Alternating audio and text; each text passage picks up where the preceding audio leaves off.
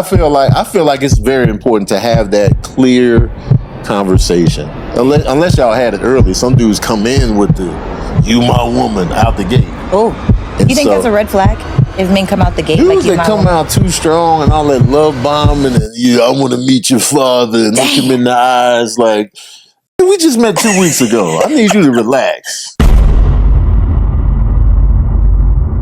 Welcome to another episode of Self Checkout. I'm your humble and gracious host, Check. This is a male dominant space for social awareness, relationships, and overall shit talking. Today's video comes from the It's Giving podcast with Sarah Fontenot. She's interviewing Tony Baker, the comedian. Interesting conversation to say the least. But before we get into the video, guys, please remember every video that we review has to be deemed either trolling or staged until proven otherwise, simply because people get online and say absolutely anything. And please, guys, like, comment, subscribe, and hit that bell. That way, every time we drop a video, you get first dibs, plus you get to help the channel grow. With that being said, if your discretion is advised, let's get right into it. In the dating world, I feel like women don't respect my honesty and what I said from the jump. Oh, break that down. So it'd be like, yo, I'm on this type of time. What's the time? So it'd be like, I'm not looking for something serious. I'll say that from the jump. Okay. They'd be like, well, I'm looking for something serious. I'll be like, no, I respect that. And so I'll switch the gears. I'll be like, all right, so we both not looking for the same thing. Yeah. Let me just... You part ways. It's not necessarily a ways parted, but just I talk to you a little bit different. Like I don't want to be all like super flirty if you're not on that type of time. Yeah. You don't feed into the delusion. Yeah. Because we as women are delusional. Oh, big delusion. You know what is so funny? I feel like women will say, I want something serious. I'm looking for my husband. I'm so excited about what the future holds. And they'll get with a man that says exactly what you said. Exactly. He'll say, you know what? I'm not looking for nothing serious. I just want to have a good time. I'm just, whatever, kicking it or whatever. And then they start kicking it, right? Yep. They start hanging out and start doing whatever that looks like. It's either to sleep together, to go to the movies, to snuggle up. So you're acting like a boyfriend. But you just want to have a good time. And in her mind, she's like, oh, this is my husband. Yeah.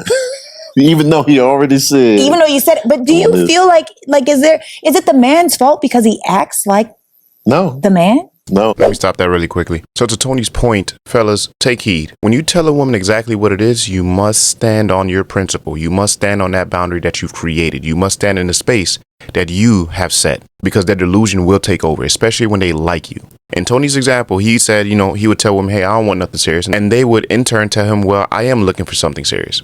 And he'd be like, okay, cool. Like, I get that. I got to respect that. That's your God-given right. But he would change his approach with them. Now, this does not now mean you can't talk to them or be around them or hang out with them or whatever the case may be. Interactive activities are not unique to boyfriends or husbands. It is her job to decipher whether it's done with that intention of I want to be your man, or I just like to do this shit because it is fun. So that comment of I'm just having a good time, I just want to have fun, that's exactly what they mean. They want to be able to fuck around and get that feeling, get that little rush, that little dopamine hit, but I don't want any commitment with it. Now, depending on who you're talking to, that might be a really good deal, might be a really bad deal, but it is still your responsibility to figure out where this person stands in your life and how you need to move. Those women engage in those kind of activities because they're thinking, oh, if I continue to do this with him, he's going to be my man one day. Wrong, bitch. It don't fucking work like that. You can't make a man change his mind. If he wants to be with you, that's what he's going to fucking do. If he does not want to be with you, he just won't be with you. He can do all those wonderful things. Go on vacation with you. Have sex raw. Go out to dinner dates, movies, cuddle, laugh. But if he hasn't come out and say, I want to be with you. I want to be your man. I want to be the man that protects and provides for you. Don't ever take it like it is, no matter how much fun you're having, because it's just that for him, fun. Because the activities are fucking fun. Honestly, if we're being completely honest here, those activities are fun. It's a lot of release of dopamine and all the wonderful shit that goes on in your brain when you're enjoying your company and time with somebody. But let's continue. You're still accountable because he told you, men are we need the vocals. We need to say what it is. Yeah. So it's like, all right, that's why men are very intentional, like in ownership. I own this. I bought this. I have this. I'm in this. So when they say, I'm not looking for anything serious until you re-up and have another conversation. Oh. People always clown the what are we? Yeah. That's a very important question. Yeah. That way everybody's in alignment, everybody's clear on what's going on. Yes. Because if you just move on actions, dudes will still be like, well, nah, we're not we're not together. Let's stop the bleeding really quickly. to address what Tony just said, the question, what are we, is very fucking important because yes, it makes the lines between the two people very clear. And we know exactly what is happening, what isn't happening. It only becomes annoying when it's prematurely asked. It only becomes annoying when only one thing has occurred between you and that woman. And all of a sudden it's the, what are we? Like, bro, all we did was go to the movies. What do you mean, what are we? We're still figuring this shit out if it's not already been established. And a lot of the time, we as men would tell that woman, no, I'm just having a good time. I'm chilling. I just want to meet you or whatever like that. And that what are we comes in prematurely. And it's like, come on, my nigga, what do you mean? Not only that, you ruining the vibes right now. Because now I got to now preference the fact that you are gaining feelings for me when I told you not to do so. They are going to always be loyal to their emotions before they're loyal to anything else. Always remember that, fellas. A lot of the time we have to remind them of the contract they signed in the very beginning of our interactions, because that's where when the emotions get involved, that's where they start to forget about the shit that they agreed to do. And it's your job to say, nah, we not like that. We still exactly what I said in the very beginning, however long ago that was, and make it very clear. Let's continue.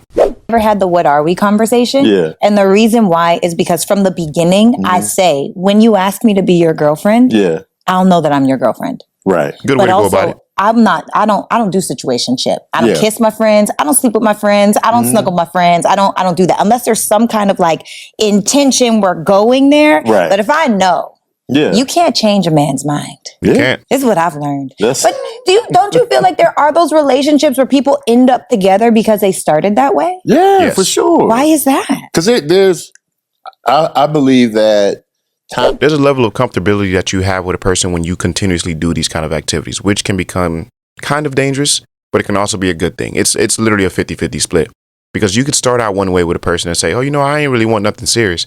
And then you spend more time with them. You hang out with them. The sex is great. The vibes is good. And you're just like, you know what? You're not so bad after all. I might want to look into that. And then you look into it and you realize, damn, I really fuck with this person. I think I really want to make this serious. And before you know it, you're in a full-fledged relationship. It happens that way. And there's nothing wrong with that. But you must be careful and understand that if you are going to engage in these boyfriend activities, like as they would call it, there's a chance that you could fall for that woman and she could fall for you. But in the case that she falls for you and you haven't fell for her, please remember to remind her, this is not what it is. Let's continue. Time is a very important component to any relationship. So, you might start out one way. I'm not looking for nothing serious. And then y'all hanging out, y'all spending so much time together, and then you just grow a fondness for the other person. Yes. So then you end up like, yo, man, let's just make it official. Let's just do this for real. But is that when you say, will you be my girlfriend? Check yes or no. Yeah. I feel like it's very important to have that clear conversation. Unless y'all had it early. Some dudes come in with the "you my woman" out the gate. Oh, you think that's a red flag?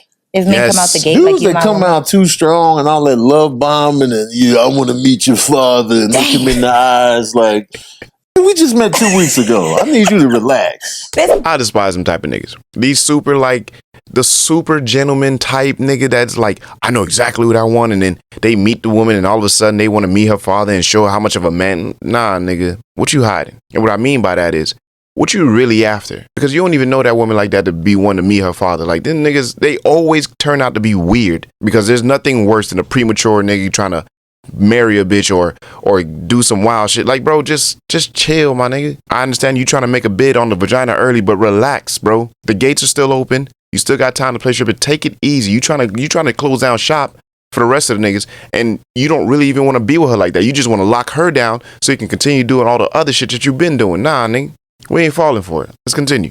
Happens to me in my past, not my current experience. And you fell for it, didn't you? Oh, I have. Yeah. You know I've fallen for the okie doke. Let me talk to your father. Let me and they promise you the whole solar system. I'm going to get you Venus and Mars, and then I'm going to get you Neptune, and then it's just too much. Why do you think they do that?